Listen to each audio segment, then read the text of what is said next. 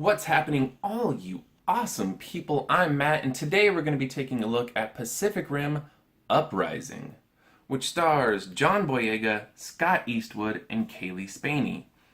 10 years after the events of Pacific Rim, Jake Pentecost, son of legendary Stacker Pentecost, reunites with Mako Mori to lead the war against a new breed of Kaiju. And that's really all you need to know. So coming from someone who enjoyed Guillermo del Toro's 2013 Pacific Rim but wasn't overly crazy about it, I have to admit I was skeptical about Uprising.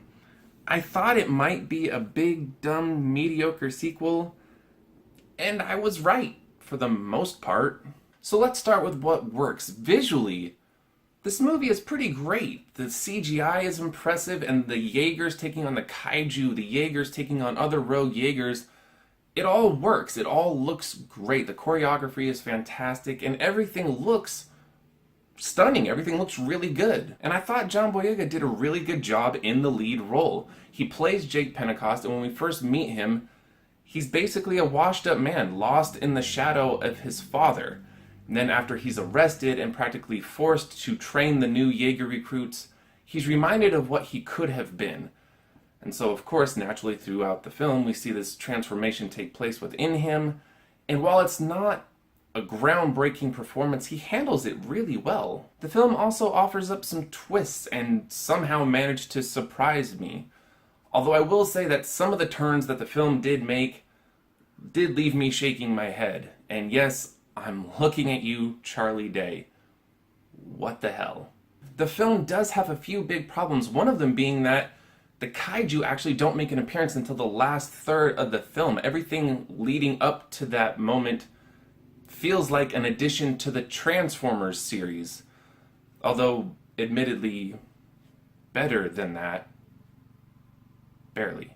Most of the best moments in Pacific Rim Uprising are spoiled by the trailers, and since you can't go to the movies without seeing the trailers for Pacific Rim Uprising, or turn on the TV without seeing the ads, chances are you've seen the best that this movie has to offer.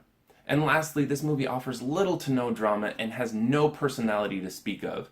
While Pacific Rim had style and some substance, Uprising has little of either. And not to mention that while the first film lends itself to multiple viewings, this one is just a one-and-done deal. It's not worth remembering, and that's why I'm going to give Pacific Rim Uprising a D+.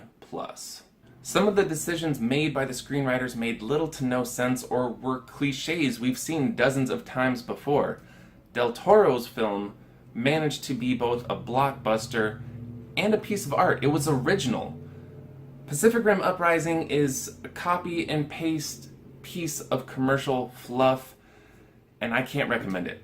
But I want to know what you guys think. If you've seen Pacific Rim Uprising, let me know what you thought about it down below in the comments. And of course, if you like this video, hit the like button.